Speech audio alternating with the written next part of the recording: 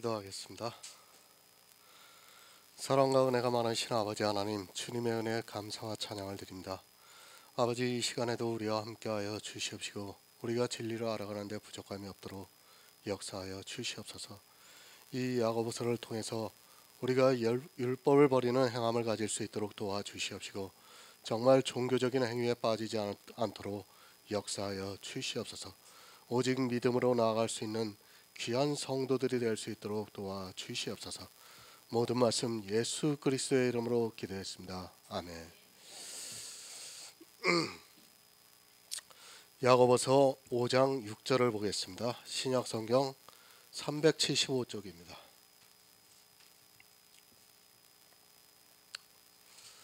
제가 읽어드리겠습니다. 너희가 옳은 자를 정죄하였도다 또 죽였도다. 그는 너희에게 대항하지 아니하였느니라. 아멘. 도살의 날입니다. 도살장을 눈앞에 두고도 마음을 살찌우고 있습니다. 정말 아무리 강조를 해도 지나치지 않지만 이 시대는 도무지 깨닫지 못하고 있습니다. 부자가 된다는 것이 어떠하다는 것을 야고보는 분명히 가르쳐주고 있습니다. 하지만 사람들은 교회 안에서 부자가 되기를 바라고 있습니다. 어떻습니까? 부자가 되게 해달라고 기도를 하고 있습니다. 그것이 다 어디에서 나온 사상인가 하면 구약에 있던 바알의 사상입니다. 얼마나 부자가 되고 싶은가를 이 시대 노래에서 알 수 있습니다. 예수님처럼 바울처럼 그렇게는 살 수 없을까 하면서 그렇게 살고 싶은 노래를 하고 있습니다. 그것으로 도살을 당한다는 것을 모르고 마음에 부자가 되고 싶어서 노래를, 기도를 하고 있습니다. 부자가 되게 해달라고 기도합니다. 그리고 부자가 되겠다고 하나님 앞에서 그렇게 살겠다고 서원을 하고 있습니다. 자기들이 하는 그런 행위들이 어떻게 된다는 것을 모르고 그저 사람의 이성으로 바르게 판단이 되는 그것을 보면서 부자가 되고 싶어 합니다. 성경을 바로 알아야 합니다. 이스라엘이 성경을 몰랐다고 생각합니까? 그래서 그들이 예수 그리스도를 십자가에 못 박았다고 생각하지 마시기 바랍니다. 부자가 되는 것이 무엇이라는 것을 몰랐습니다. 부자가 되지 말라고 하는데 이스라엘은 자기들이 부자가 되겠다고 하면서 예수 그리스도의 은혜를 거절하는 율법의 행위에 빠지고 말았습니다. 예수님은 이스라엘을 부자라고 말씀을 하셨습니다. 율법을 지키고 그것으로 해서 마음의 부자가 되어 살을 찌우고 있었고 또 겉으로는 회를 칠하고 있었습니다. 하지만 예수님께서 부자에 대해서 비유로 말씀을 하셨어도 이스라엘은 부자가 누구인가를 모르고 더욱더 부자가 되기 위해서 애를 썼습니다. 마찬가지입니다. 성경은 계속해서 교회 안에 있는 부자에 대해서 말씀을 하고 있습니다. 그러나 사람들은 역시 부자가 되는 것을 좋아하고 있습니다. 아니, 부자가 되지 않으면 안 되는 것으로 미혹을 하고 있습니다. 사실 사람의 이성으로는 부자가 너무도 보기에 좋기 때문에 그것을 마다할 사람이 없습니다. 율법으로 부자가 됩니다. 그리고 은사로 부자가 됩니다. 성화로 부자가 되고 있습니다. 지식으로 부자가 되고 있습니다. 교회 안에서 여러 가지 모양으로 그렇게 부자가 되고 있지만 그들은 깨닫지를 못하고 있습니다. 아니, 그것을 오히려 겸손하다고 생각하고 있고 그 모양을 내는 것을 무척이나 좋아하고 있습니다.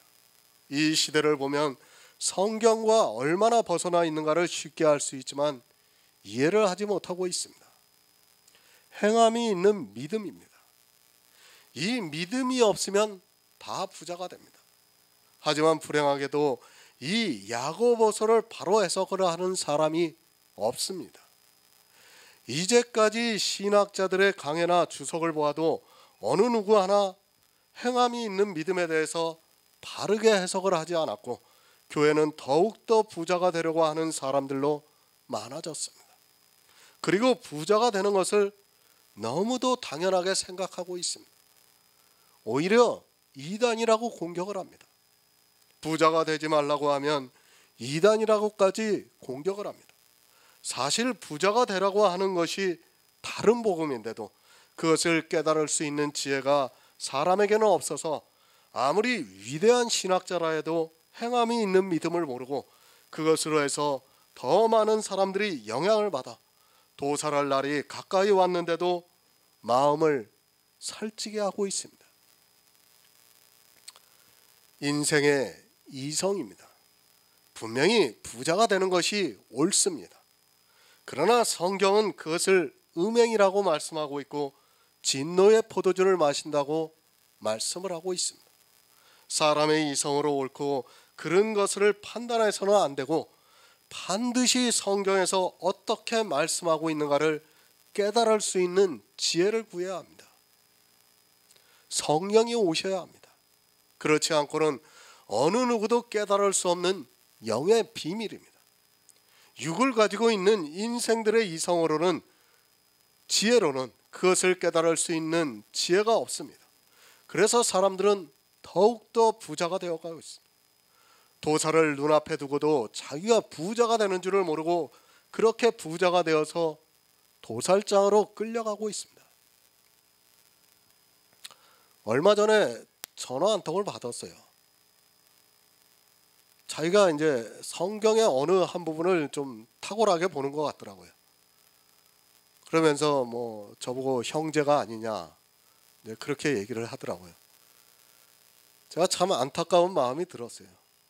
자기가 그 어떤 한 부분을 갖다가 성경을 탁월하게 해석하는 걸 가지고 마치 자기가 성경의 모든 비밀을 아는 것처럼 그렇게 이야기를 하고 있더라고요. 그러면서 더구나 뭐 집사인데 사람들을 가르치고 있다 이거예요. 그래서 그리스도 편지 설교 말씀을 좀 보라고 얘기했는데 제가 볼 때는 절대로 볼 것 같지가 않더라고요. 이렇게 대화를 나눠보니까 벌써 지식으로 부자가 되어 있는 거예요. 자기가 아는 것으로. 물론 우리가 아는 것은 참 감사한 일이에요.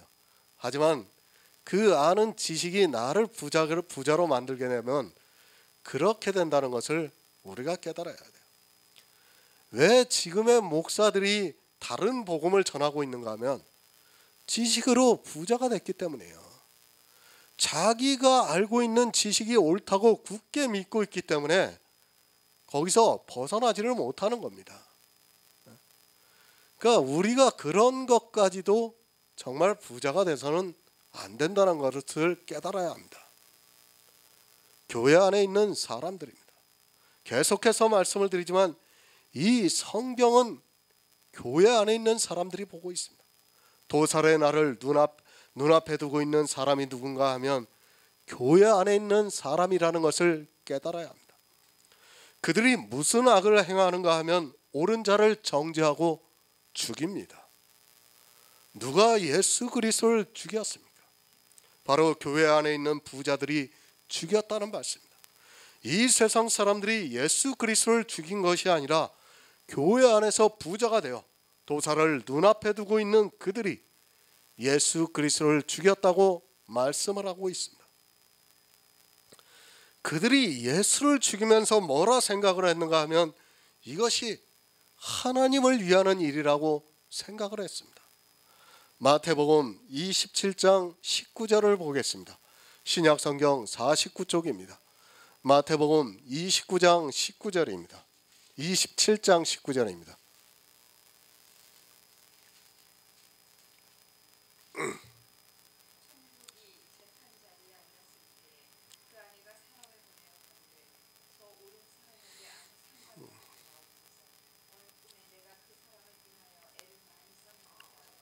아멘. 저희가 옳은 자를 정죄하였도다. 또 죽였다고 말씀을 하고 있습니다. 물론 빌라도의 재판장에 가서 예수 그리스도를 정죄하고 죽음에 이르게 했습니다. 비록 이방인이고 빌라도의 아내지만 그녀는 예수 그리스도를 옳다고 말하고 있습니다.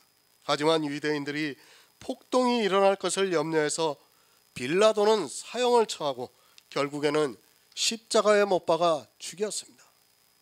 정죄입니다. 유대인들은 율법주의에 빠져 있기 때문에 법에 따라 정죄를 하고 있습니다. 이 세상의 법에 따라서는 예수님께서는 죄가 없다고 인정을 받으셨지만 유대인들은 자기들이 지키고 있는 율법을 따라 정죄를 했습니다. 주님께서 율법을 안 지켜서가 아니라 율법에 사로잡혀서 정죄를 했습니다. 이것이 율법주의입니다. 그들이 무엇이든지 다 정죄를 했습니다. 이스라엘이 어떤 사상을 가지고 있었는가를 야고보가 말씀을 하고 있습니다. 사도 바울이 고린도후서에서 정죄의 직분이라고 말씀을 하고 있습니다. 율법을 지키는 이스라엘은 정죄의 직분을 가지고 살았습니다. 정죄의 직분을 가지고 있는 이스라엘은 모든 것을 다 율법을 따라 정죄를 했습니다. 성도는 의의 직분입니다. 교회 안에는 정죄의 직분을 가진 자도 있고 의의 직분을 가지고 있는 성도도 있습니다. 율법을 단 한 가지라도 지키고 있는 사람은 정죄의 직분에 빠져 있습니다. 정죄의 직분은 정죄를 해서 죽이는 직분이고 의의 직분은 예수 그리스도의 의를 거저줌으로 해서 살리는 직분입니다. 자기가 어느 직분에 있는가를 알아야 합니다. 지금 이 시대도 마찬가지입니다. 물론 예수 그리스도께서는 이스라엘에 의해서 죽임을 당하시고 3일 만에 부활하셔서 하늘에 올라가셨습니다. 이제는 다시 죽일 수는 없습니다.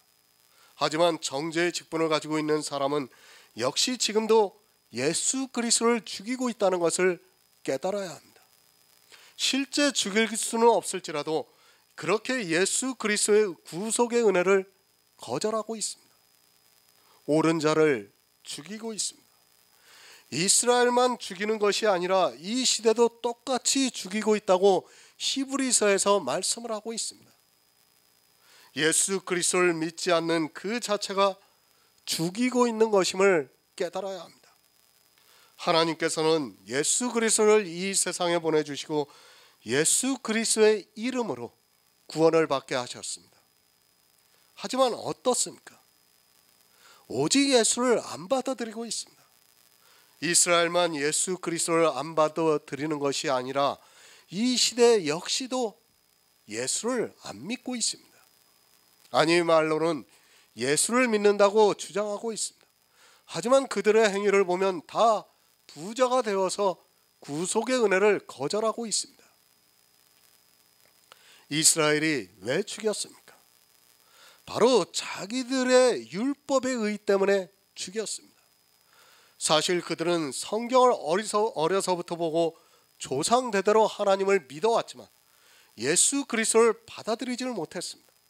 물론 그것이 다 하나님의 섭리라는 것은 분명하지만 그럴지라도 사람의 속성이 그대로 드러나고 있습니다. 그들은 자기들이 옳다고 생각을 했기 때문에 예수 그리스도를 죽였습니다. 요한복음 3장 19절을 보겠습니다. 신약성경 146쪽입니다. 요한복음 3장 19절입니다.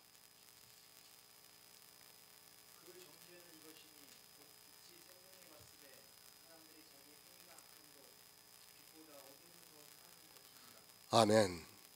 왜 죽였습니까? 이스라엘은 빛보다 어두움을 더 사랑했기 때문에 예수 그리스도를 죽일 수밖에 없었습니다. 아니 빛이 무엇인지 어두움이 무엇인지를 몰랐기 때문에 예수 그리스도를 죽였습니다.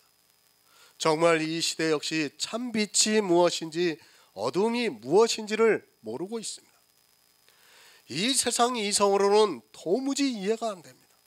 그래서 더욱더 이스라엘은 예수 그리스도를 정죄하고 죽일 수밖에 없었습니다. 이스라엘만 그런 것이 아니라 이 시대 교인들 역시도 참 빛과 어두움을 전혀 깨닫지 못하고 있습니다. 이스라엘의 흠없는 율법의 의가 어두움이라는 것을 모르고 있습니다. 이스라엘은 자기들의 이성과 눈으로 보고 그것을 빛으로 보았습니다. 참 빛입니다. 그것은 사람들의 눈에 보이지 않는 빛입니다. 그래서 더욱 사람들이 예수 그리스도를 믿지 못했습니다. 예수님께서 이 세상에 오셔서 이루신 구속의 일은 참 빛입니다. 그리고 이 세상 모든 사람들이 행하는 행위는 다 어두움입니다. 그것이 하나님을 위해서 일을 했다 할지라도 어둠이라는 것을 깨달아야 합니다. 어두움을 더 사랑하고 있습니다. 교회 안에 있는 사람들이 어두움을 더 사랑하고 있습니다. 이 어두움은 자기들이 열심을 내서 하고 있는 복음을 위해서 하고 있는 일이기 때문에 더욱더 사랑하고 있습니다. 예수 그리스도의 의는 보이지 않고 자기들이 하고 있는 의는 보이기 때문에 사람들은 어두움을 더 사랑하고 있습니다. 악합니다. 자기의 행위가 악함으로 빛보다 어두움을 더 사랑한 것이라고 말씀을 하고 있습니다. 사람들은 자기들이 하고 있는 행위가 악하다는 것을 전혀 모르고 있습니다.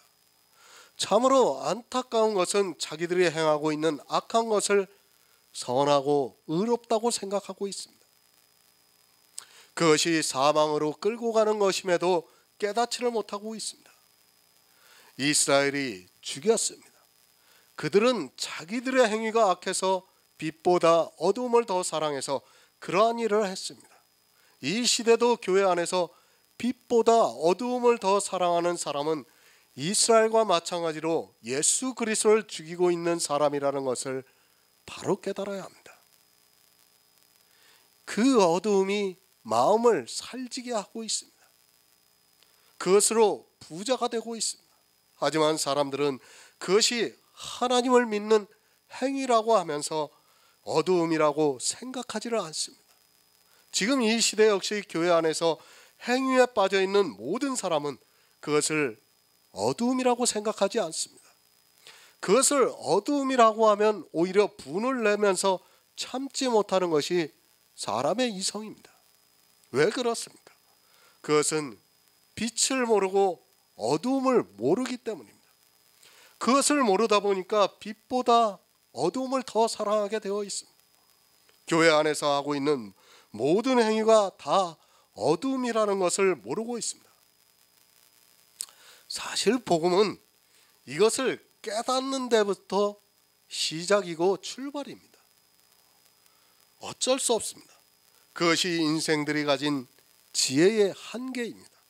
성령이 오시지 않고는 이 빛과 어두움을 깨달을 수 있는 지혜가 없습니다. 이스라엘이 한 행위만 어두운 것이 아니라 지금 이 시대 교회 안에서 하고 있는 모든 행위 역시 어두움이라는 것을 분명히 깨달아야 합니다. 어두움을 더 사랑합니다. 그것이 예수 그리스도를 죽이는 결정적인 원인입니다. 하지만 역시 이 시대도 어두움을 더 사랑하고 있습니다. 참 사람들이 얼마나 쉽게 미혹이 되고 있는가를 알 수 있습니다. 이스라엘이 한 행위는 율법이라고 하고 자기들이 하는 행위는 믿음이라는 말로 사람들을 미혹하고 있고 거기에 다 넘어가고 있다고 보면 맞습니다. 어두움으로 정죄했습니다. 이스라엘은 어두움으로 예수 그리스도를 정죄했습니다. 이 시대 역시 자기들이 하고 있는 어두운 행위로 사람들을 정죄하고 있고 또 예수 그리스도의 십자가를 거절하고 있습니다. 어두움에 빠져 있는 사람들은 반드시 예수 그리스도를 정죄하고 또 그를 죽이게 되어 있습니다. 이사야 53장 7절을 보겠습니다. 구약성경 1033쪽입니다. 구약성경 1033쪽 이사야 53장 7절입니다.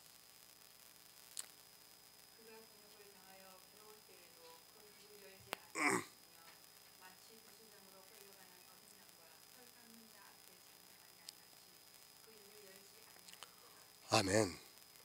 이사야의 예언입니다. 주님은 이 예언 그대로 이스라엘에 의해서 죽임을 당하면서도 대항하지 않았습니다.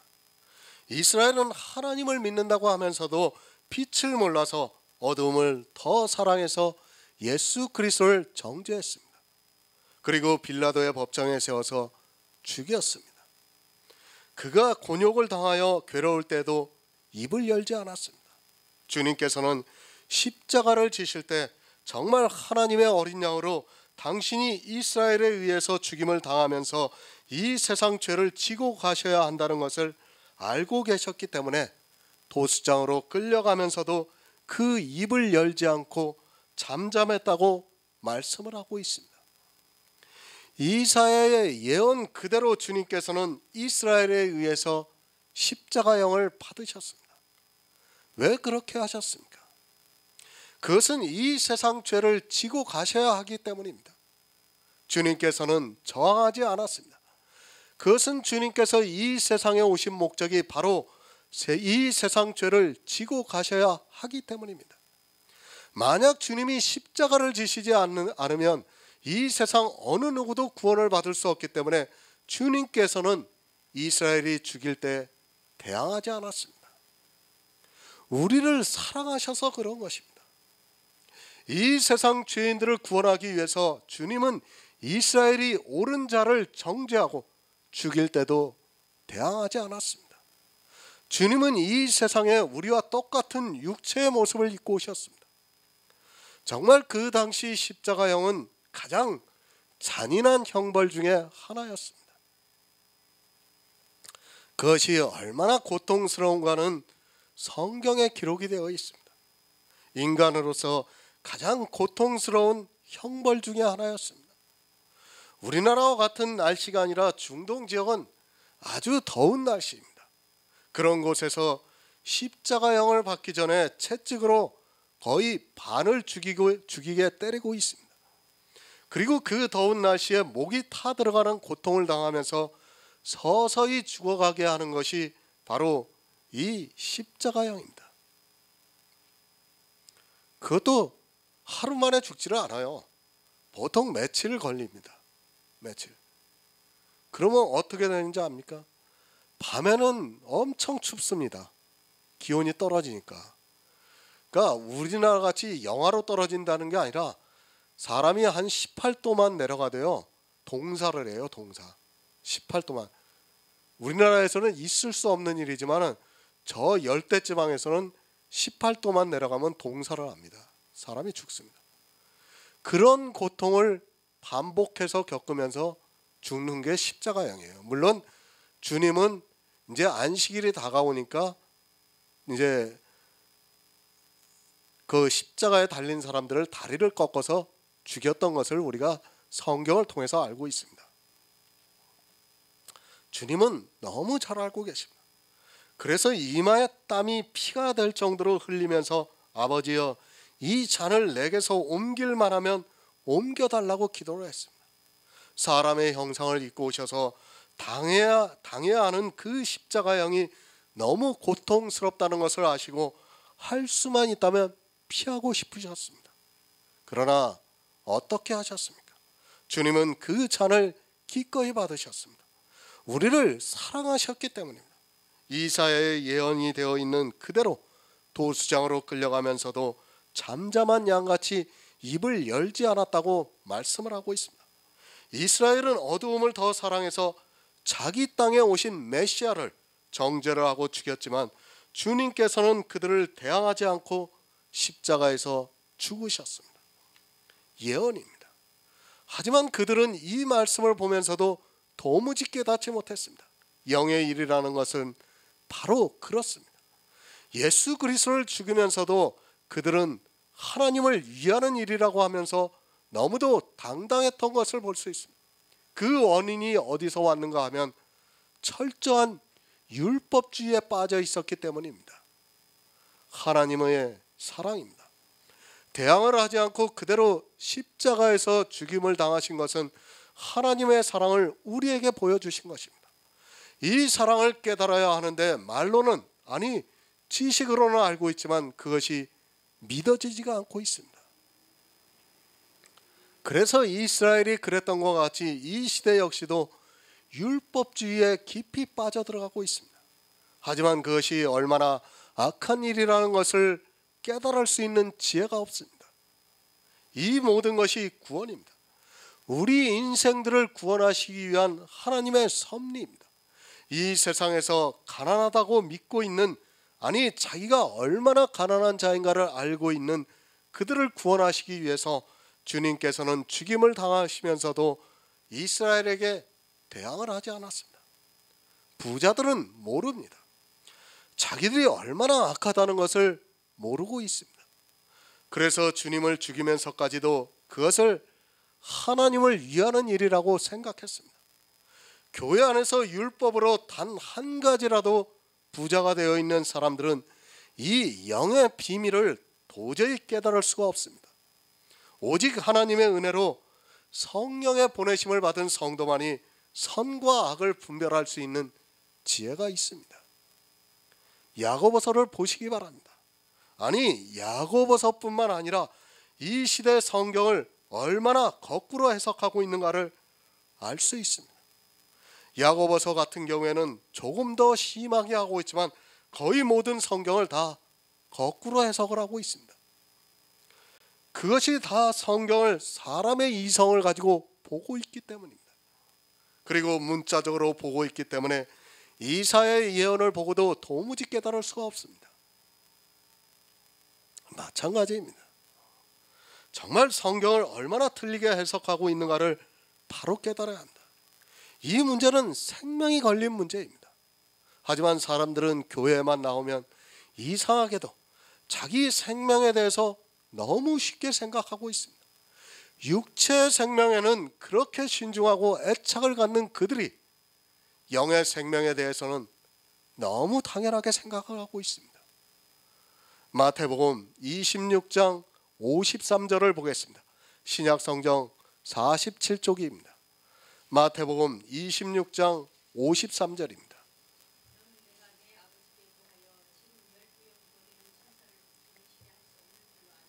아멘. 예수 그리스도입니다. 모든 능력을 가지고 계시는 분입니다. 당시 로마가 아무리 강대하다 할지라도 주님의 능력만으로도 로마의 모든 권세를 무너뜨리실 수 있습니다. 그리고 주님이 원하시기만 하면 12영이 더 되는 천사를 보내시게 할 수 있어 십자가형을 피할 수 있습니다. 천사입니다. 아마 이 천사들이 나타난다면 이스라엘뿐만 아니라 로마의 군인들까지도 그 자리에서 아무것도 하지 못할 것입니다. 천사는 우리가 상상하는 것 이상입니다.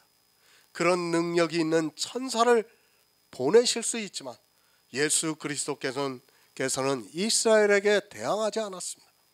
그것은 주님께서 정죄를 받으셔서 그런 것이 아니라 우리 인생들을 사랑하셨기 때문입니다.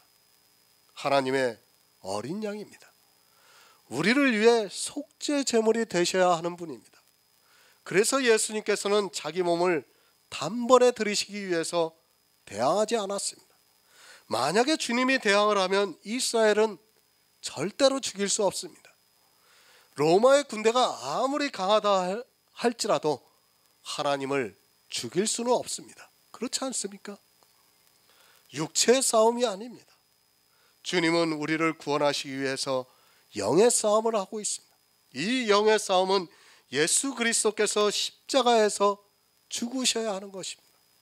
죽임을 당하셔야 우리 인생들에게 구원의 길을 열어주실 수 있기 때문에 이스라엘이 옳은 자를 정죄하고 죽이려 해도 그것에 대항하지 않고 그대로 받아들였다는 말씀입니다. 육체의 싸움이었다면 분명히 12영이 더 되는 천사를 불렀을 것입니다. 하지만 주님께서는 이 십자가의 비밀을 아무도 모르게 감추어 두셨습니다. 사단까지도 이 비밀을 도무지 깨닫지 못하게 하심으로 사단이 이스라엘을 감동을 해서 자기 스스로 예수 그리스도를 십자가에 죽임으로 말미암아 뱀의 머리가 상하게 되었습니다. 사단은 알고 있습니다. 예수 그리스도께서 누구라는 것을 알고 있었습니다. 그래서 죽이려고 유대인들을 감동했습니다. 그러나 자기가 죽이는 그 일이 자기 머리를 상하게 하는 일이라는 것을 모르고 있었습니다. 주님께서는 대항하지 않고 죽임을 당하시니까 주님이 죽음으로 해서 모든 것이 끝이 나고 자기가 이제 이 세상의 모든 사람을 죽일 수 있는 것으로 생각했습니다. 주님은 대항하지 않았습니다. 그것은 부활이 있었기 때문입니다. 이제까지 어느 누구도 부활이라는 것을 몰랐습니다. 그러나 주님이 이 세상에 오셔서 죽으심으로 말미암아 부활의 첫 열매가 되셨습니다. 그리고 우리 역시 부활할 것을 보여주셨습니다. 하지만 사단도 그것을 몰랐고 또 이스라엘 역시도 상상도 하지 못했던 일이 일어났습니다. 부활입니다. 이것은 정말 신비한 일입니다. 육체의 부활이 아니라 영의 신비한 부활입니다. 죽었던 주님이 부활을 하신 것 같이 아담으로 말미암아 죽었던 우리가 예수 그리스도를 믿음으로 말미암아 영이 탄생이 되고 주님께서 다시 오실 때 이 세상의 몸이 아니라 하늘의 신령한 몸으로 다시 사는 것입니다. 바로 이것 때문입니다. 우리를 사랑하셔서 새로운 영을 탄생하게 하셨고 주님께서 다시 오시는 날에 전혀 다른 썩지 않는 부활의 신령한 몸을 입혀서 천국에서 영원히 함께 살기를 원하셔서 그 영의 신비한 일을 이루시기 위해서 주님께서는 태양하지 않고 이스라엘에 의해서 죽임을 당하셨습니다. 그리고 하나님의 능력으로 3일 만에 부활하셨습니다. 야고보서 5장 7절을 보겠습니다. 신약성경 375쪽입니다. 야고보서 5장 7절입니다.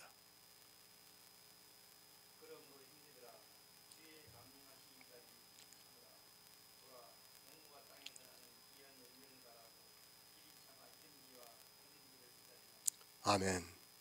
새 번역을 보겠습니다. 이러므로 형제 자매 여러분, 주님께서 오실 때까지 참고 견디십시오. 보십시오. 농부는 이른 비와 늦은 비가 땅에 내리기까지 오래 참으며 땅의 귀한 소출을 기다립니다. 그러므로 형제들아 주의 강림하실 때까지 길이 참으라고 말씀을 하고 있습니다. 왜 이 말씀을 하고 있습니까? 이 세상은 부자들의 세상입니다. 부자가 예수 그리스도까지 죽였습니다. 정말 교회는 늘 부자에 의해서 가난한 자들을 법정으로 끌고 갔다는 것을 깨달아야 합니다. 부자들이 사치하고 연락을 하고 있습니다.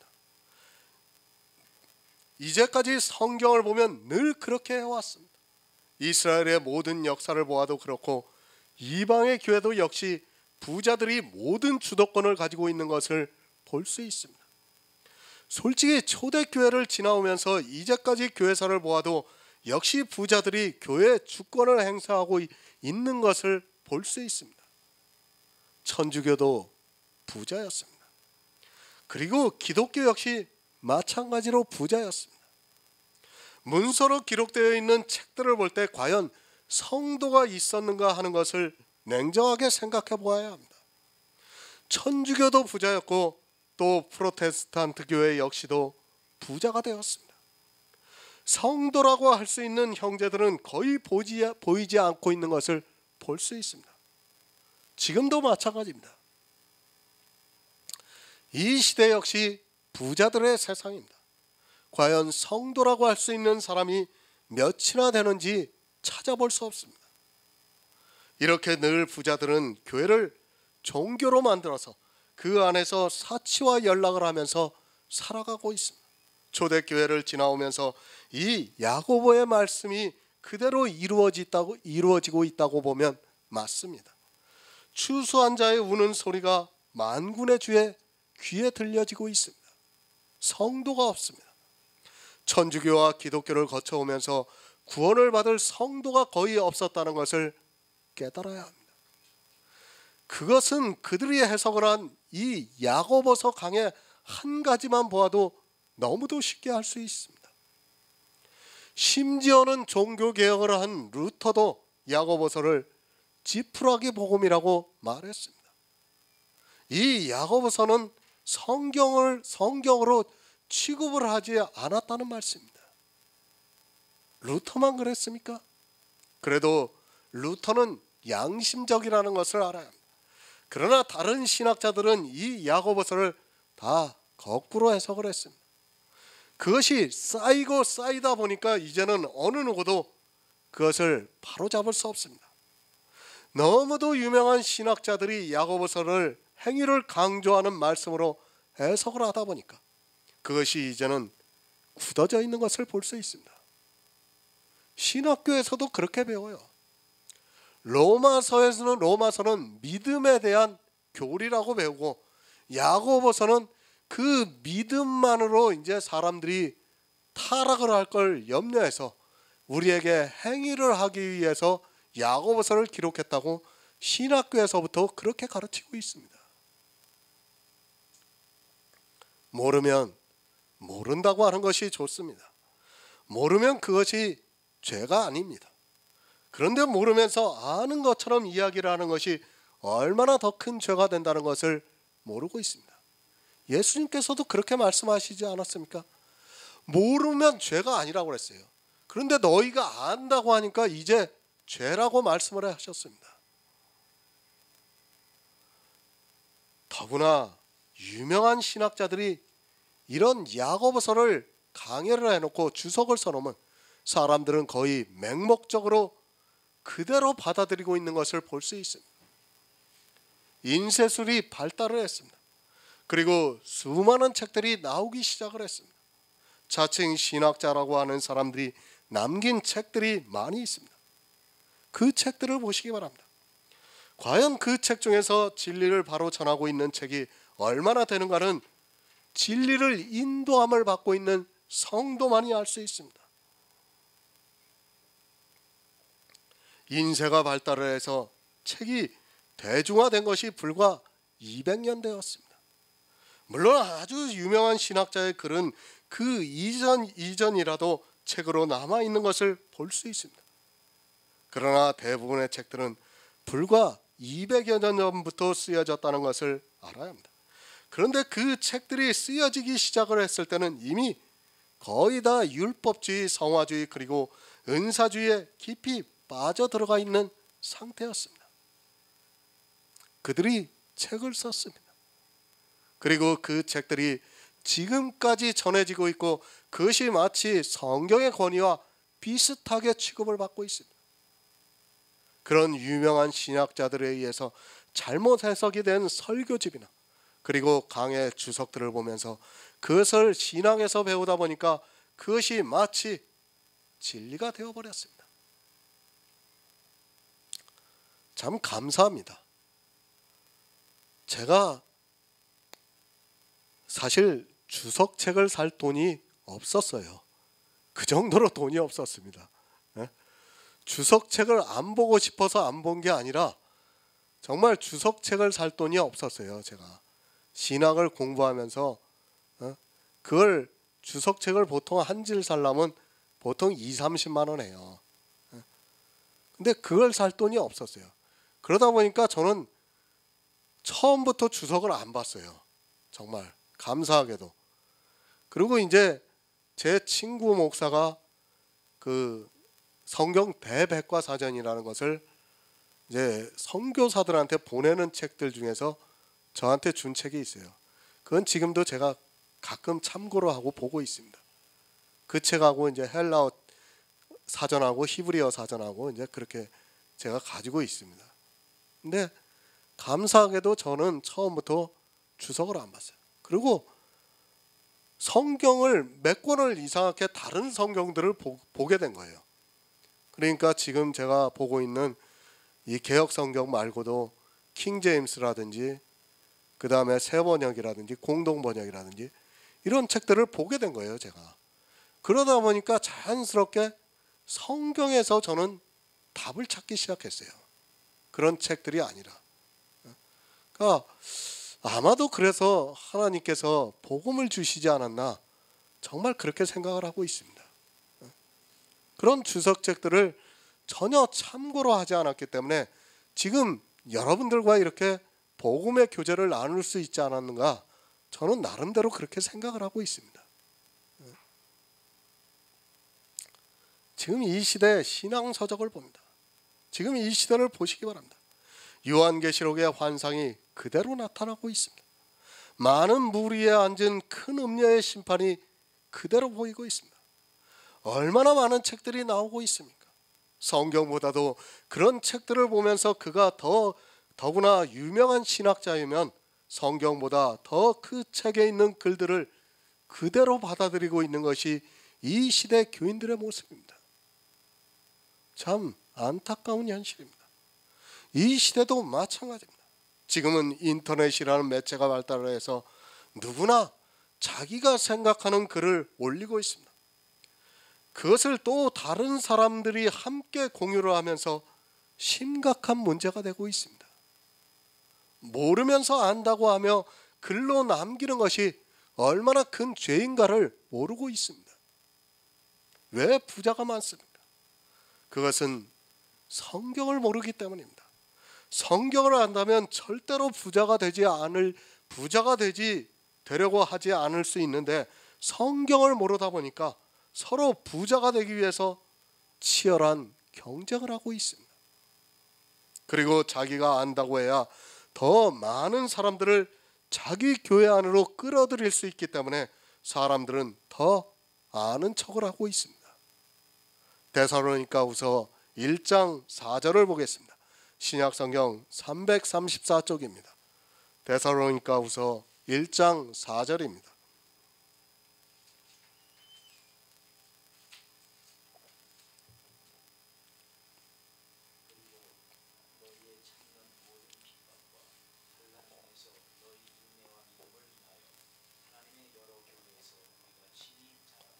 아멘.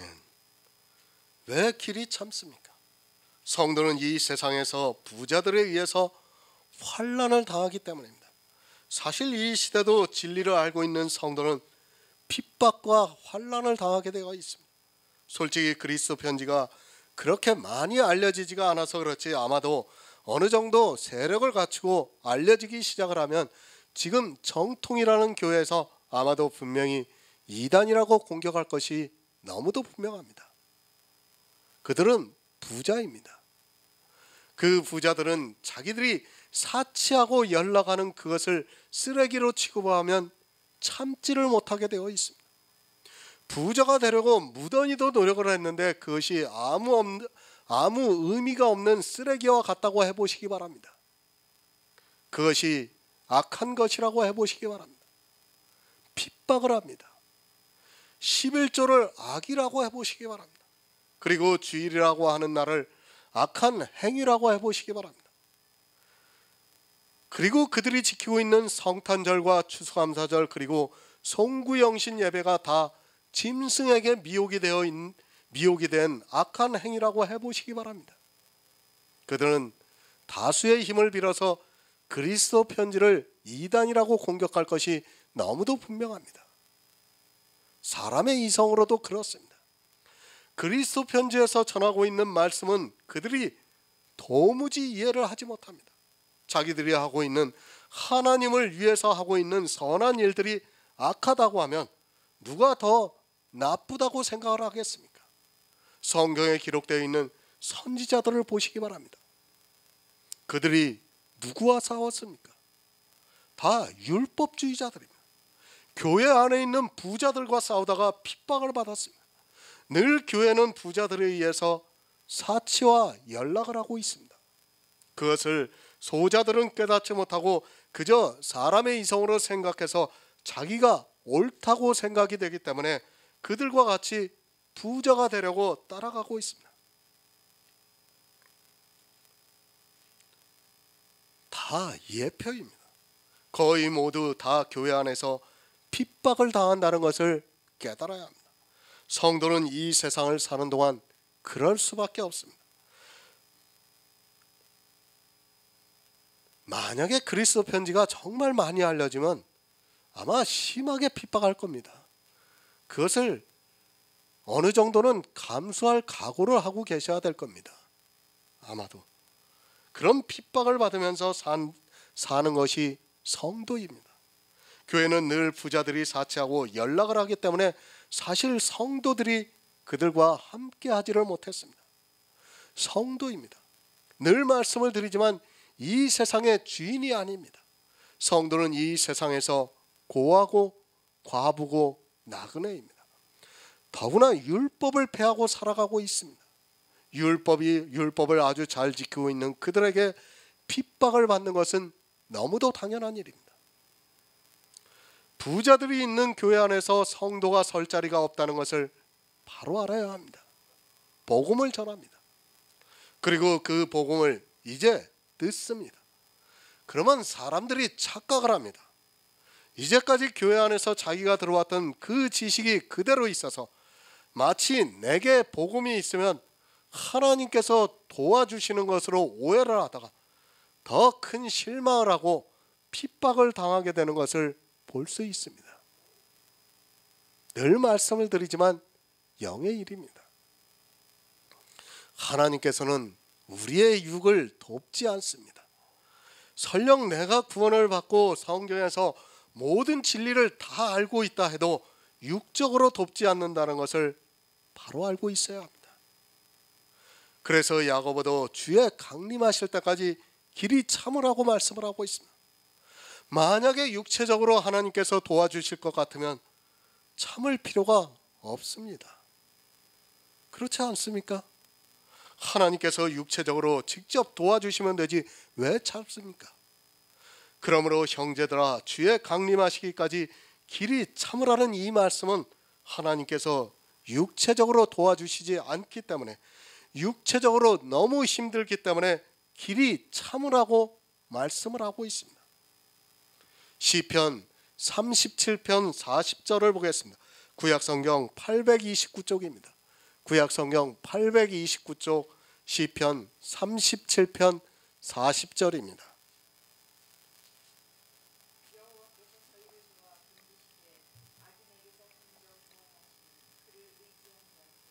아멘. 말씀을 보고 오해하지 마시기 바랍니다. 늘 말씀을 드리지만 성경은 영의 일입니다.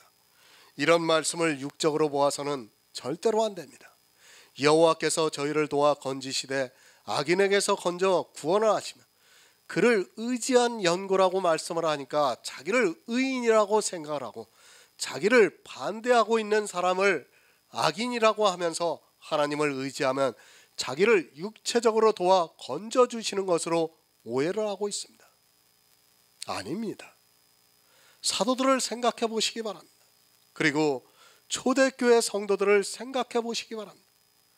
그들이 하나님을 의지하지 않았습니까? 그들이 악인에게서 건짐을 받았습니까? 도리어 악인에 의해서 순교를 당하고 심판을 받았습니다. 처음 순교자가 누굽니까? 스데반 집사입니다.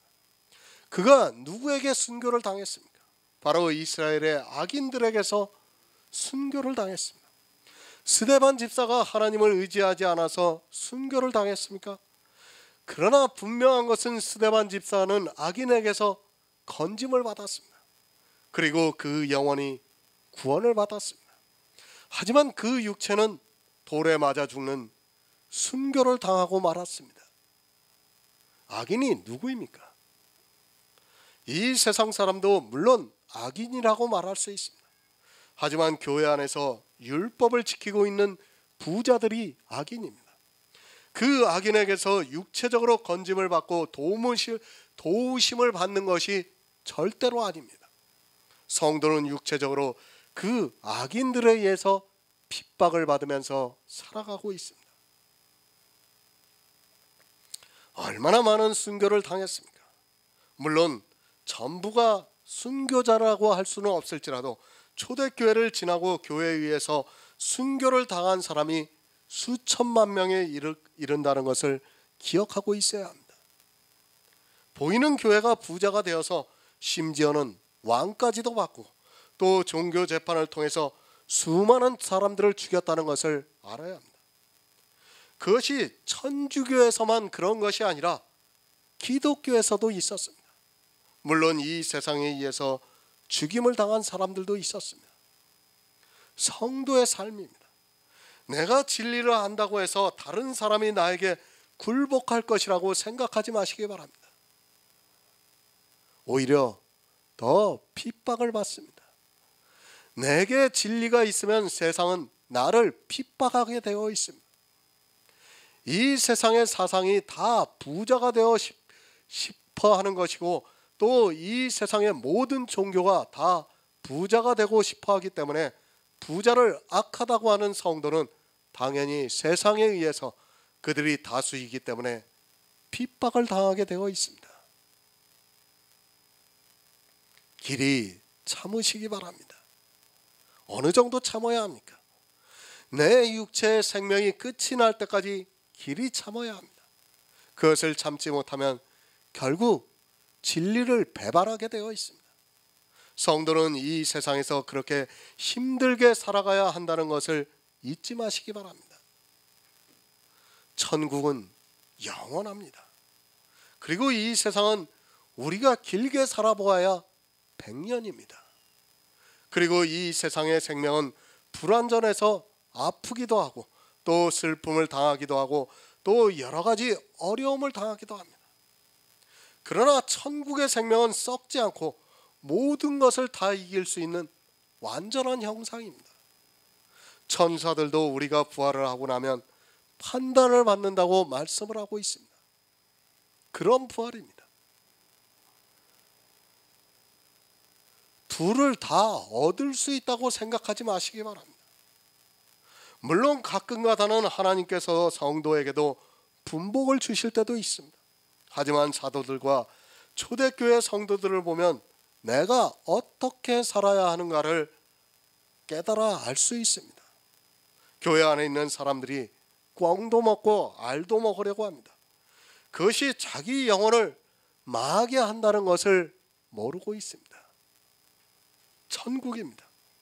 그것이 얼마나 좋은가를 알고 있는 성도는 이 세상에서 기꺼이 참고 견딥니다. 천국에 있는 부활을 생각하면서 아무리 힘들고 때로는 내 생명을 빼앗으려고 해도 참을 수 있습니다.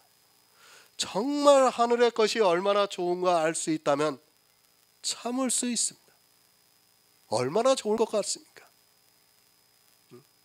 아마 상상이 안 될 겁니다. 그렇게 아마 남자들보다는 여자들이 좀 더 그건 느끼지 않을까 생각해요. 어느 정도냐면 아담이 하와를 보고 내 뼈 중에 뼈요 내 살 중에 살이라고 했어요. 정말 그 정도로 천국에 가면 우리가 사랑을 받고 축복을 받으면서 살아간다는 걸 알아야 돼요. 그것도 하와와 같은 불완전한 형상이 아니라 완전한 형상으로 그렇게 받는다는 거예요. 천국은 말로 표현할 수가 없어요. 그래서 성경에서도 천국에 대해서 말씀으로 표현한 곳이 없습니다. 모릅니다. 아무도 모릅니다. 농부입니다. 그 농부가 농사를 지을 때를 생각해 보시기 바랍니다. 귀한 열매를 바르며 길이 참아 이른 비와 늦은 비를 기다린다고 말씀을 하고 있습니다. 이 세상의 농부도 자기가 씨앗을 심고 그 열매를 바라면서 참고 또 참으면서 계절을 보내고 있습니다. 귀한 열매를 바라고 길이 참습니다. 베드로후서 3장 14절을 보겠습니다. 신약성경 387쪽입니다. 베드로후서 3장 14절입니다.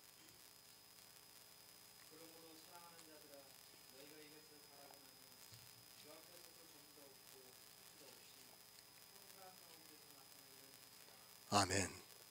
사랑하는 자들아, 너희가 이것을 바라보나니 주 앞에서 점도 없고 흠도 없이 평강 가운데 나타나기를 힘쓰라고 말씀하고 있습니다. 귀한 열매는 주 앞에서 점도 없고 흠도 없이 평강 가운데 나타나는 것을 말씀합니다. 그러니까 성도가 부활을 해서 주님 앞에 나타나는 것을 말씀을 하고 있습니다. 이보다 더 귀한 열매가 어디 있습니까?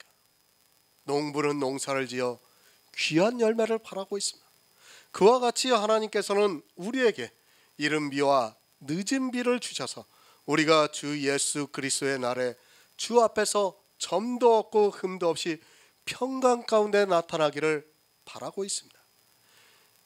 이것을 바라면서 길이 참으라고 말씀을 하고 있습니다. 성도가 무엇을 바라면서 이 세상을 살아가야 하는가를 가르쳐주고 있습니다. 오직 구원입니다.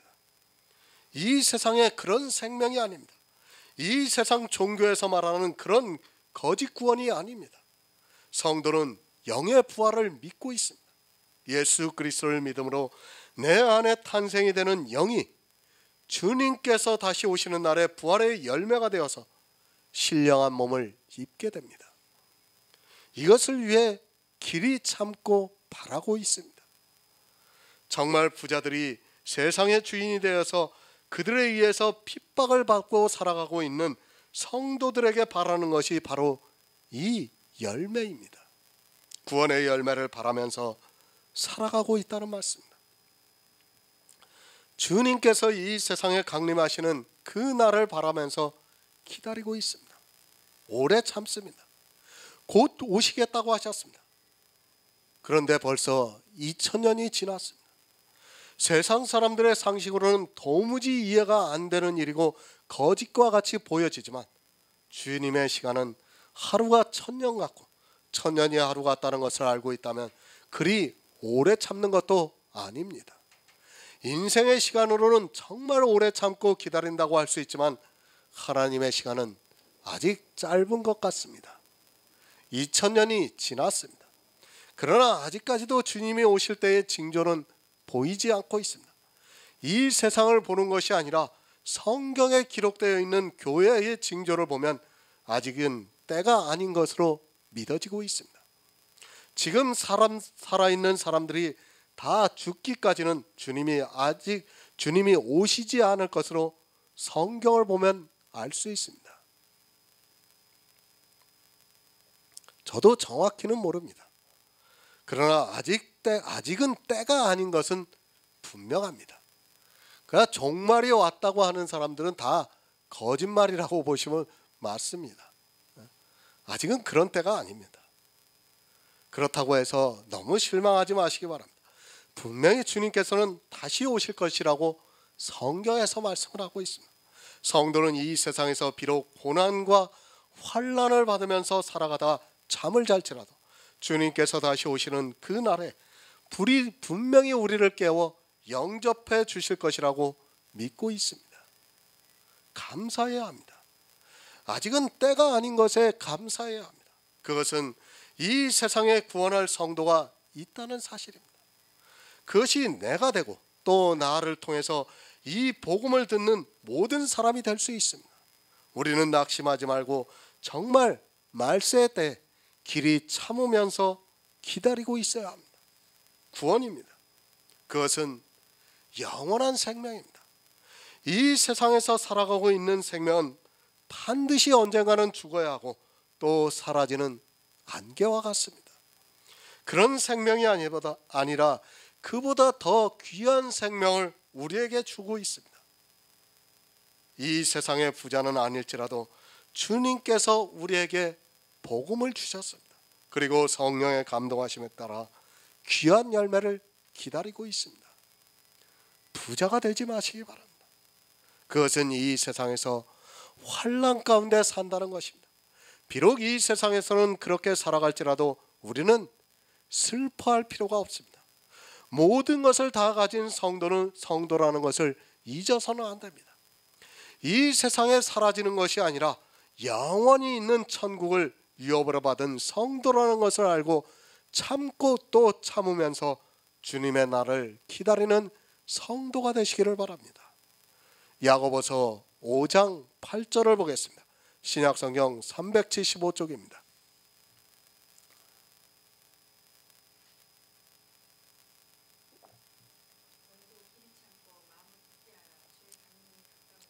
아멘. 새 번역을 보겠습니다. 여러분도 참으십시오. 마음을 굳게 하십시오. 주님께서 오실 때가 가깝습니다.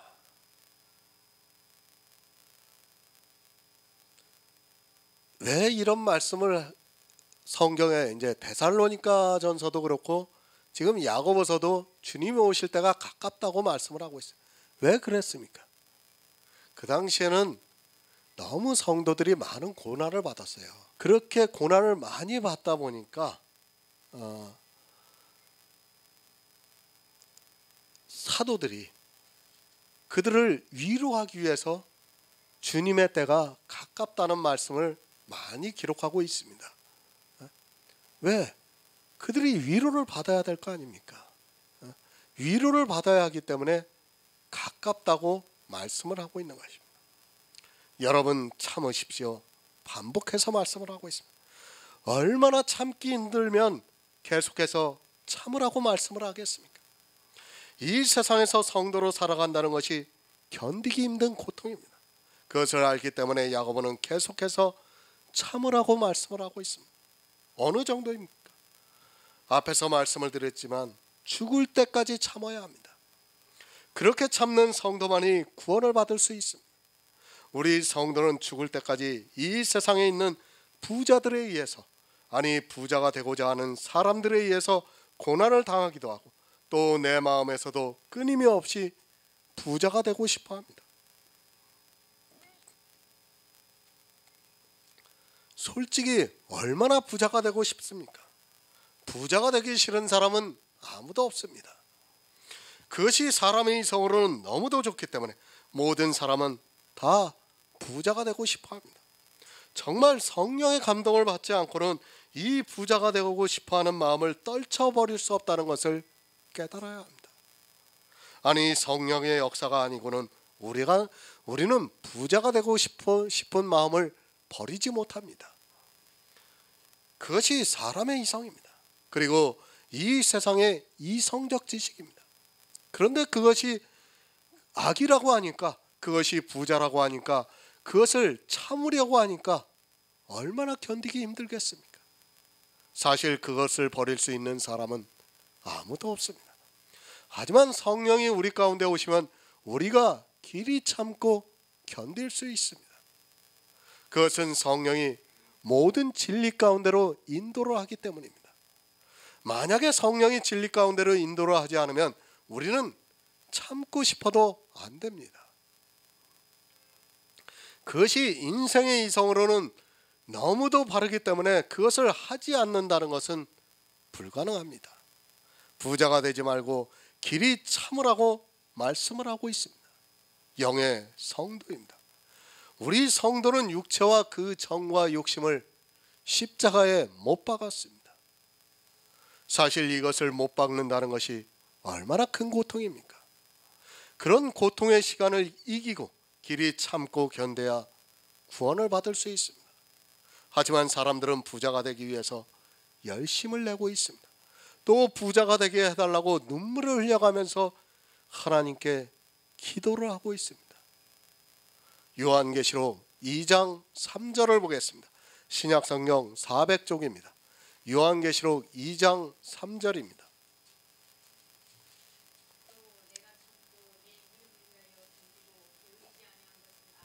아멘. 에베소 교회에 하시는 말씀입니다.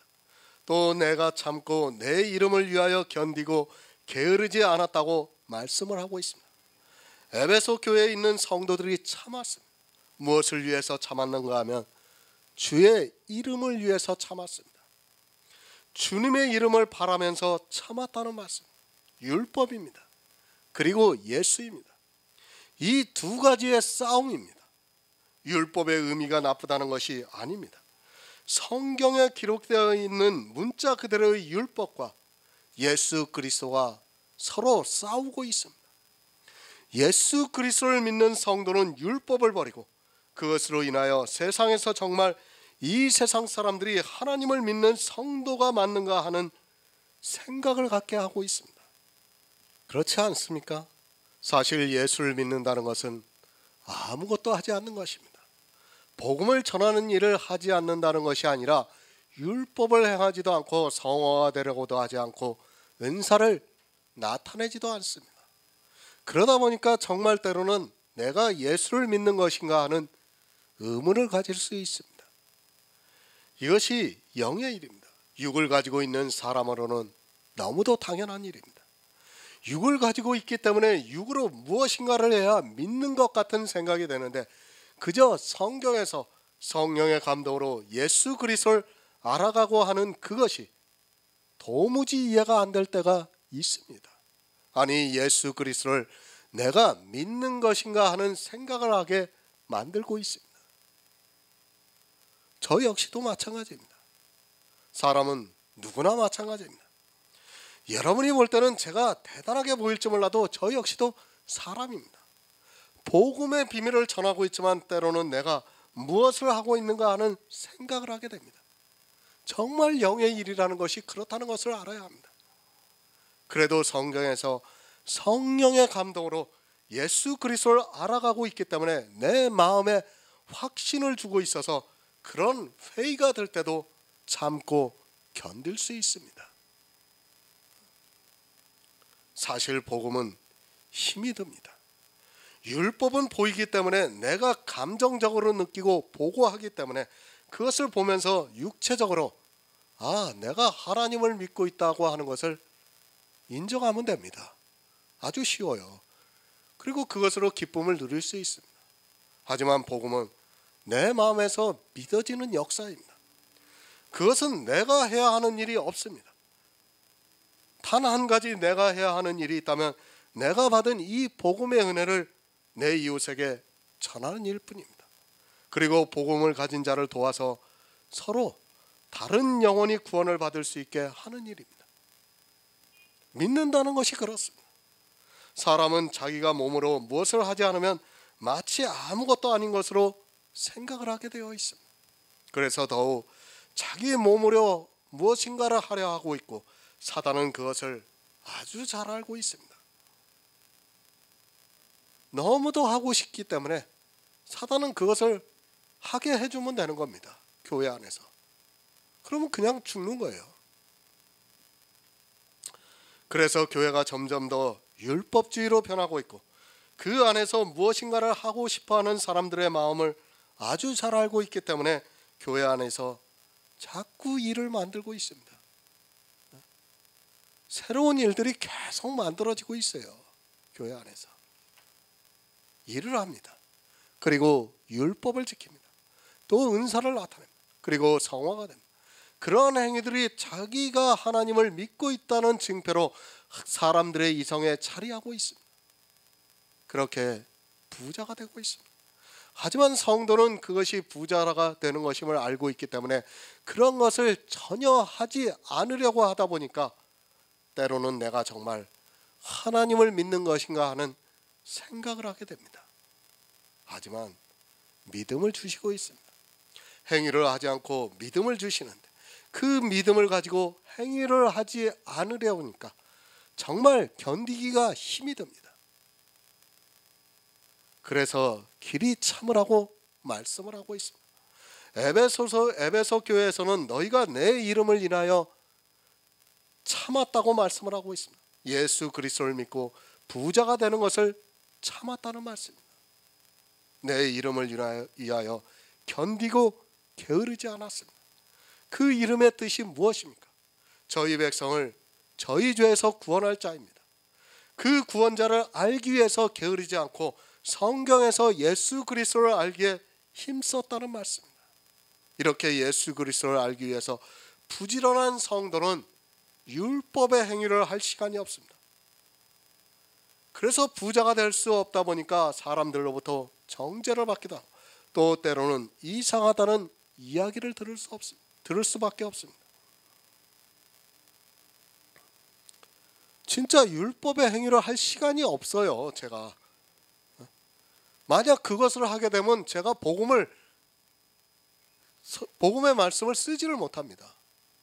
남들처럼 2시간씩 기도하고 남들처럼 2시간씩 예배드리고 언제 그거를 합니까? 못하는 거예요.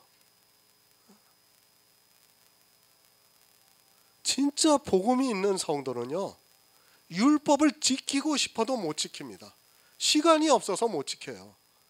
예수 그리스도를 알아가기도 시간이 부족한데 언제 율법을 지킬 시간이 우리에게 있습니까? 영의 일입니다. 성도는 육체로는 참고 견뎌야 합니다. 하지만 지금의 교회를 보면 그들은 이 세상의 주인이 되어 있습니다. 너무 부자가 되어 있고 종교에 빠져서 거기서 헤어나오지를 못하고 있습니다. 그저 자기의 육체의 일을 생각하고 영의 일은 도무지 모르는 것이 이 시대 교인들의 모습입니다. 마음을 굳게 하라. 고린도전서 16장 13절을 보겠습니다. 신약성경 285쪽입니다. 고린도전서 16장 13절입니다.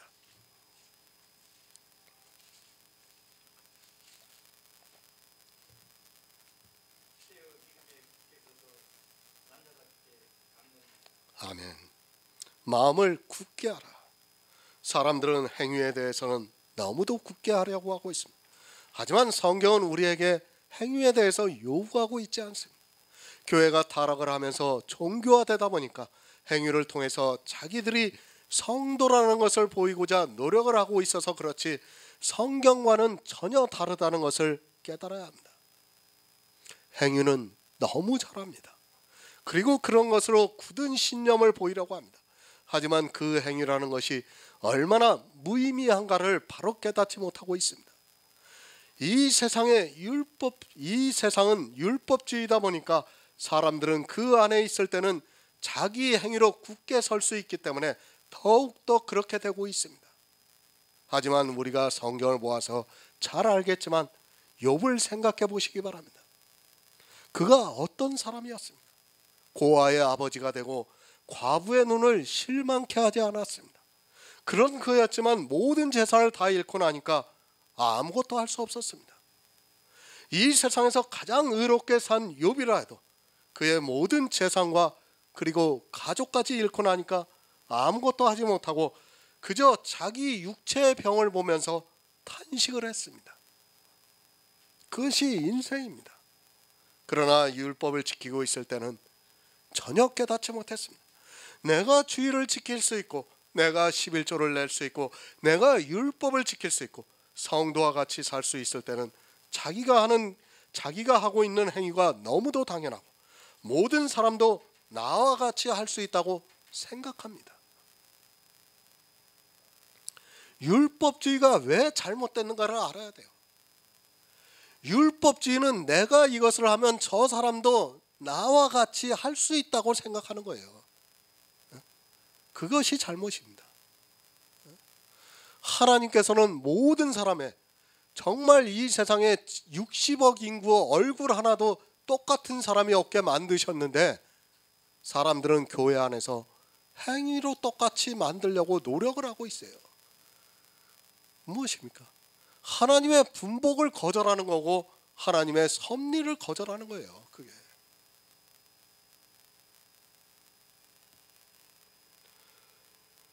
바리새인의 기도를 생각해 보시기 바랍니다. 나는 일에 이틀을 금식하고 소득의 11조를 낸다고 기도하고 있습니다. 이렇게 기도를 하는 바리새인과 주님께서 나를 도와주셔서 내가 11조를 하고 있습니다 라고 기도를 하는 지금의 교인과 무엇이 다르겠습니까? 똑같습니다. 바리새인은 하나님이 안 도와주셨다고 생각했습니까? 그들 역시 하나님께서 자기들을 도와주셔서 일에 이틀을 금식하고 소득의 11조를 내고 있다고 생각하고 있었습니다. 그러나 그 반대를 생각해 보시기 바랍니다. 욥과 같이 하나님께서 도와주시지 않으면 아무것도 할 수 없다는 것을 생각하고 있어야 합니다. 사람의 행위라는 것이 그렇습니다. 하지만 교회 안에 있는 율법주의자들은 자기는 노력을 해서 율법을 지키고 있고 저 사람은 포기를 하고 있다고 생각하고 있습니다. 자기 눈에는 그렇게 보일지라도 만일 하나님께서 자기에게 아무것도 주지 않았다면 다른 사람의 눈에도 역시 그렇게 보인다는 것을 깨달아야 합니다. 행위는 분복입니다.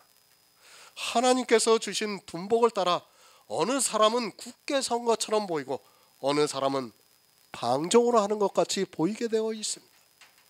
하나님께서는 그 행위로 굳게 설 수 없다는 것을 이미 보여주셨습니다. 죄를 한 번도 안 져본 아담이 범죄한 것을 통해서 보여주셨습니다. 그러나 마음은 다릅니다. 내 행위는 나쁠 수 있습니다. 그러나 마음은 내가 하는 행위가 아니라 주님이 하시는 구속의 일입니다.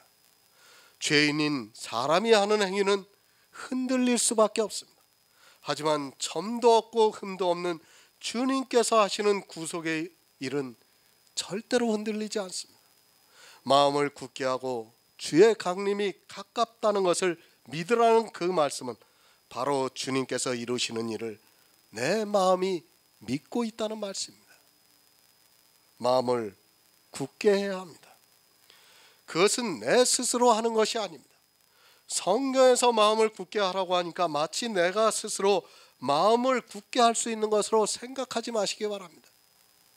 내 스스로의 마음은 늘 흔들리게 되어 있습니다. 그러나 예수 그리스도께서 이루신 구속의 일을 마음으로 믿는 그것은 하나님께서 믿음을 주시면 흔들리지 않을 수 있다는 말씀입니다. 그래서 믿음이에요. 믿음. 달리 믿음이라는 게 아니에요. 하나님께서 우리를 믿을 수 있게 역사를 해주기 때문에 내 마음이 그 믿음으로 흔들리지가 않는 거예요. 사람의 이성으로 아무리 믿는다고 해봐야 아무 소용없습니다. 그런 믿음은 아무 의미가 없어요. 내가 성경에서 예수 그리스도를 알지 못하고 믿는다고 하는 것은 다 거짓에 불과합니다. 알아야지 내가 거기서 든든해질 거 아닙니까? 어린아이가 자기 아빠가 누구라는 것을 알아야지 마음이 든든한 거예요. 근데 아빠를 잃어버리면 어떻게 됩니까? 아이는 그때부터 완전히 불안한 상태가 빠지게 되어 있어요. 마찬가지라는 것을 알아야 됩니다. 왜 우리가 성경에서 하나님을 알아야 되는가 하는 것을 믿음을 통해서 가르쳐주고 있는 겁니다. 알아야지 믿을 수 있기 때문입니다. 고린도후서 1장 21에서 22절을 보겠습니다. 신약성경 287쪽입니다. 신약성경 287쪽 고린도후서 1장 21에서 22절입니다. 우리를 너희와 함께 그리스도 안에서 견고케 하시고 우리에게 기름을 부으시는 하나님이시니 저가 또한 우리에게 인치시고 오줌으로 성령을 우리 마음에 주셨느니라. 아멘. 그리스도 안에서 견고케 하시고 있습니다. 누가 그렇게 하시고 있는가 하면 바로 하나님께서 우리의 마음을 그렇게 하시고 있다는 말씀입니다. 그것을 어떻게 하는가 하면 저가 우리에게 인치시고 보증으로 성령을 우리 마음에 주셔서 우리가 마음을 굳게 할 수 있다는 말씀입니다. 하나님의 역사입니다. 내 마음이 주의 강림을 기다리고 있습니까? 내 마음이 굳게 서 있습니까? 부자가 되려고 행위에 빠지지 않고 있습니까? 정말 성도가 어떻게 구원을 받는가를 성경이 자세히 가르쳐주고 있습니다. 하지만 사람들은 성경을 너무 모르고 있습니다. 아니, 영의 일을 모르다 보니까 그저 육의 이성으로 생각을 하고 있습니다. 오직 믿음입니다. 그 믿음이 내 안에 있습니다. 우리가 믿음이 흔들리지 않는 것은 예수 그리스도 안에서 견고케 하시고 있기 때문입니다. 이 세상에 있는 종교적인 믿음과 하나님께서 주시고 있는 성도의 믿음이 무엇이 다른가를 바로 깨달아야 합니다. 하나님께서는 우리의 행위가 아닌 오직 믿음으로 우리를 견고케 하시는 역사를 하고 있습니다. 그것을 어떻게 합니까? 성령이 우리에게 인치시고 보증으로 성령을 우리에게 주신 거예요. 그 성령이 우리를 어떻게 합니까? 모든 진리 가운데로 인도를 하시고 있는 겁니다. 그게 우리를 견고케 하시는 하나님의 역사라는 말씀입니다. 그냥 내가 견고해지는 게 아니에요. 뭐 내가 믿습니다 하면서 하나님을 붙든다고 해서 견고해지는 것이 아닙니다. 반드시 성경에서 성령의 감동으로 정말 진리 가운데로 인도함을 받아야지 내 마음이 견고해질 수 있다는 말씀입니다. 다시 말씀드립니다. 성도는 이 세상에서 부자가 되어서는 안 됩니다. 부자를 보면 너무도 부럽고 또 나도 그렇게 되고 싶은 마음이 간절합니다. 어느 누가 그것을 마다할 사람이 있겠습니까? 저 역시도 사람인지라 제가 행위로 부자가 되어서 칭찬을 들으면 좋습니다. 이 복음을 주님께서 주시지 않고 성령께서 깨닫게 해주시지 않았다면 저 역시도 이 세상의 종교인들과 같이 그렇게 하고 있을 것이 너무도 분명합니다. 이해가 안 됩니다. 부자가 되지 말라는 것이 이 세상의 이성으로 어떻게 이해가 되겠습니까?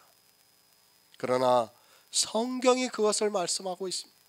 야고보는 계속해서 율법을 지키지 말라고 말씀을 하고 있고 그것이 행함이 있는 믿음이라는 것을 가르쳐주고 있습니다.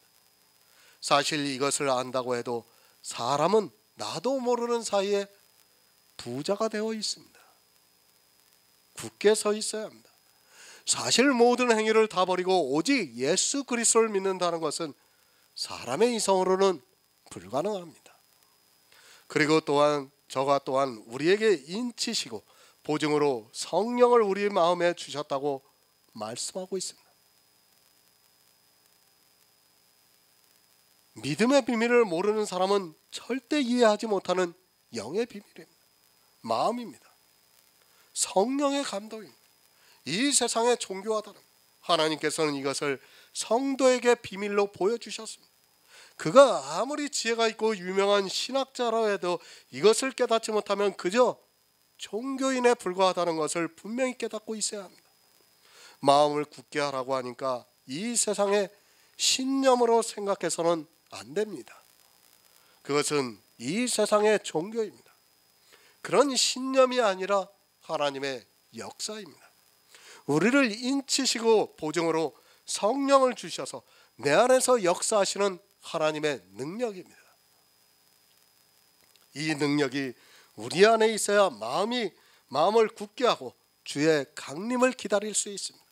이 세상의 종교인을 따라가는 것이 아니라 정말 때로는 고독하고 외로울지라도 주의 강림을 기다리면서 성도는 소망을 바라보면서 살아가고 있습니다. 생각해 보시기 바랍니다. 아니 율법주의자들은 도무지 이해가 안 됩니다. 부자가 되지 말라고 하면 그들은 자기가 무엇을 해야 하는 줄을 모르고 공황 상태에 빠지게 되어 있습니다. 율법을 지키지 않고 어떤 신앙생활을 하지 않고 오직 믿는다는 것이 어떻게 가능합니까? 믿음이 있는 성도는 그것이 내 안에서 역사를 하고 있지만 율법주의자들은 도무지 무엇을 해야 하는 줄을 모르게 되어 있습니다. 성경은 믿음입니다. 그러나 이 믿음을 모르고 있습니다. 말로는 믿는다고 하지만 믿음의 비밀을 모르기 때문에 그저 종교적인 믿음에 머물러 있습니다. 그리고 행위를 가지고 믿음이라는 아주 이상한 이야기를 하고 있습니다. 성도는 다시 말씀드리지만 행위로 부자가 되어서는 안 됩니다. 사단은 끊임없이 우리를 미혹하고 있습니다. 아니 우리 인생은 욕심과 정욕을 떨쳐버리지 못하고 있습니다.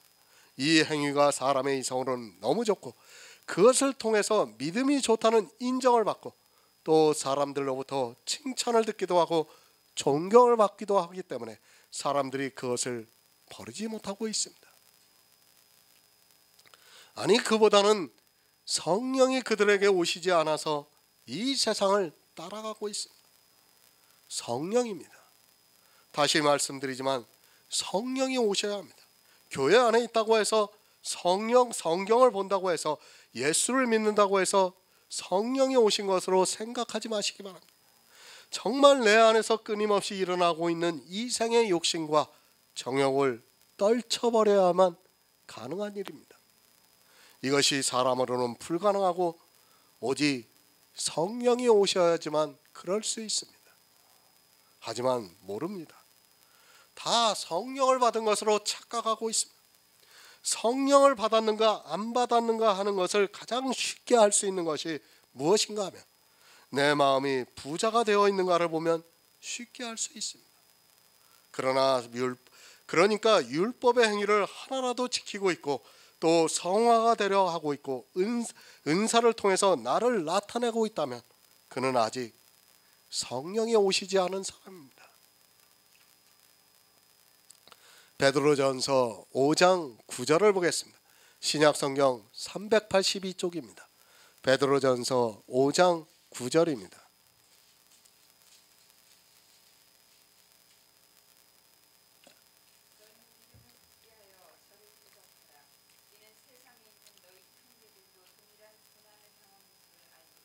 아멘. 너희는 믿음을 굳게 하라고 말씀합니다. 우리가 왜 성경을 보고 있습니까? 성경을 보는 이유는 알고 보아야 합니다. 그것은 바로 믿음을 굳게 하기 위해서입니다. 이 믿음을 굳게 하려면 예수 그리스도를 알아야 합니다. 종교에 빠져 교회 안에서 행위에 열심을 내지 말고 정말 성경을 바로 알아 그 안에서 하나님의 사랑과 예수 그리스도의 은혜를 깨달아 믿음을 굳게 해야 합니다. 종교입니다. 그들은 끊임없이 행위를 요구하고 있습니다. 기독교가 지금 얼마나 행위에 빠져 있는가를 그 안에 있는 사람들은 전혀 깨닫지 못하고 있습니다. 늘 말씀을 드리지만 성경은 예수를 믿어 구원을 받아 천국에서 영원한 축복을 누리라는 말씀입니다. 싸움입니다. 사람은 늘 행위로 부자가 되고 싶어 합니다. 그 행위가 예수 그리스도의 십자가의 은혜를 은혜되지 못하게 만들고 있습니다. 이 싸움에서 지는 사람은 구원이 없습니다. 야고보서도 계속해서 그것을 말씀하고 있고 성경 전체가 다 그것을 가르쳐주고 있습니다. 믿음에 굳게 서서 종교적인 행위에 빠지지 말고 예수 그리스도를 믿어서 영생을 얻으라는 말씀입니다. 하지만 믿음을 모르고 있습니다. 아니, 믿음에 대해서 이야기를 하면 이단이라고까지 이야기합니다. 행위를 하지 말라고 하면 이단이라고 공격을 합니다. 사람이 얼마나 자기들이 하고 있는 행위에 애착을 가지고 있고 정욕에 빠져 있는가를 알아야 하는데 성령이 오시지 않아서 그것을 깨달을 수 있는 지혜가 그들에게는 없습니다. 그래서 지금의 교회는 이 세상의 종교와 별반 다르지 않습니다. 뭐가 다릅니까? 불교와 기독교가 뭐가 다릅니까? 예수를 믿는다는 것 말고 그 말 한마디 말고는 다 똑같습니다. 행위를 강조하고 있습니다. 불교도 도덕적으로 살라고 가르치고 있고 교회 안에서 하고 있는 설교를 들어봐도 도덕적인 것을 말하고 있습니다. 얼마 전에 우연히 텔레비전에서 기독교 텔레비전을 보았습니다. 목사가 나와서 설교를 하는데 자기 부부 이야기를 합니다. 자기 부부는 이제까지 한 번도 부부싸움을 하지 않았다고 합니다. 하나님을 믿고 성령의 감동을 받으면 싸움을 하지 않을 수 있다고 말합니다. 얼마나 안타까운 일입니까? 정말 대단한 것 같아요. 싸우지 않은 거 보면. 저는 도저히 그럴 수 없는데 그 사람은 아마 신의 경지에까지 올라간 것 같습니다. 제가 볼 때는. 저는 싸우지 않고는 못 견디는데 그 사람은 한 번도 아직 싸우지 않았다는 거 보니까 뭐 해탈의 경지에 오른 것 같습니다. 설령 부부싸움을 안 했어도 그렇습니다. 그런 이야기를 왜 설교를 합니까? 다 자기 행위를 자랑하기 위해서 아닙니까? 이미 그 목사는 부자가 되어 있습니다. 그런 목사의 설교를 듣는 교인들이 어떻게 하겠습니까? 당연히 자기도 그 목사와 같이 행위에 부자가 되기 위해서 노력을 할 것이고 그런 것으로 자기가 믿음이 있는 것으로 오해를 하게 되어 있습니다. 사람은 그렇게 살아가고 있습니다. 그렇기 때문에 그런 목사가 그런 설교를 하면 자기도 모르게 부자가 되는 것입니다. 믿음을 모르기 때문에 그렇게 행위로 점점 더 부자가 되고 있으면서도 깨닫지를 못하고 있습니다. 믿음을 굳게 하는 것이 무엇이라는 것을 모르고 그저 종교인으로 살아가고 있습니다. 성도는 그런 종교인이 아니라 오직 예수 그리스도를 믿는 믿음으로 굳게 서 있어야 주의 강림을 기다릴 수 있습니다. 히브리서 13장 9절을 보겠습니다. 신약성경 369쪽입니다. 히브리서 13장 9절입니다.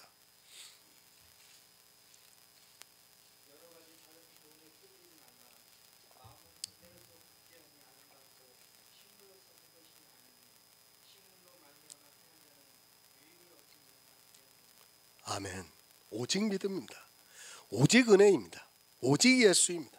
하지만 이 시대는 그것을 너무 모르고 있습니다. 그저 단어에 집착을 하고 그렇게 말을 하는 것으로 마치 오직 예수를 믿고 있는 것으로 생각하고 있습니다. 특히 이 시대는 너무 지적인 수준이 높다 보니까 성경을 누구나 볼 수 있고 그것을 사람의 이성으로 보면서 예수 그리스도를 믿으려고 하고 있습니다. 굳게 하시기 바랍니다. 주의 강림이 가깝다고 말씀을 하고 있습니다. 물론 성경에서 가깝다고 하는 표현을 우리 인생들의 생각으로 해서는 안 됩니다. 하지만 은혜를 받은 성도는 그 마음을 굳게 세울 수 있습니다. 아카데미 강의에서도 말씀을 드렸지만 주 예수 그리스도의 은혜가 어떻게 성도들에게 있어야 한다는 것을 바로 깨닫는 성도만이 이 세상에서 마음을 굳게 할 수 있습니다. 다시 말씀드립니다. 식물로 하지 마시기 바랍니다. 내가 아는 이성적 지식으로 하지 말라고 말씀을 하고 있습니다. 그가 아무리 신학 박사라 해도 아무 소용이 없다는 것을 알아야 합니다. 그런 신학 박사가 되려고 노력을 하기보다는 성경에서 예수 그리스도의 은혜를 아는 성도가 되어야 합니다. 목사들이 어떻게 박사학위를 받습니까? 이번에도 우리나라를 대표하는 교회에서 목사의 박사학위가 문제가 되었습니다. 신학 박사도 거짓으로 받는 그들이 과연 성경을 바로 전할 수 있겠습니까? 저는 절대로 아니라고 생각합니다. 그런 박사는 목회자들 사이에서 공공연한 비밀이 되고 있습니다. 저 역시도 그런 유혹을 받은 적이 있고 아주 쉽게 박사학위를 받을 수 있다는 것을 알고 있습니다. 목사만 식물로 합니까? 교인들도 지적인 수준이 높다 보니까 성경을 그저 문자적으로 많이 알려고 노력을 하고 있습니다. 그리고 자기가 아는 그런 지식을 가지고 오히려 하나님의 은혜를 저버리고 있습니다. 왜 식물로 하지 말고 은혜로 하라고 말씀하는가 하면 식물로 하면 은혜를 저버리기 때문입니다. 이 시대 보시기 바랍니다. 웬만한 교인들도 히브리어, 헬라어는 다 합니다. 요즘 아주 지식으로 부자가 되어 있어요. 여러분이 이 자리에서 정말 이 복음을 다 안다 해도 정말 그리스도 편지에서 설교를 다 보고 내가 그것을 다 한다 해도 그것이 식물이 되는 순간에 여러분은 사망에 이릅니다. 그것을 아는 것은 아무 소용이 없어요. 하나님께서 내 안에 역사를 해서 내 안에서 은혜가 되어야 되고 또 믿어지는 역사가 있어야 됩니다. 그 역사가 없다면 그것은 식물에 불과하다는 것을 알아야 됩니다. 그리스도 편지에서 복음을 전하고 있습니다. 그건 역시 식물이라는 것을 바로 알고 있어야 합니다. 그것을 다 알고 있다 해도 내 안에서 역사하는 하나님의 능력이 임해서 예수 그리스도의 은혜를 입어야 합니다. 성도는 그런 식물로 하는 것이 아니라 오직 예수 그리스도의 은혜로 마음을 굳게 하여 이 세상에서 무명한 자 같아도 주의 강림을 기다리면서 살아가고 있습니다. 여기까지 하겠습니다.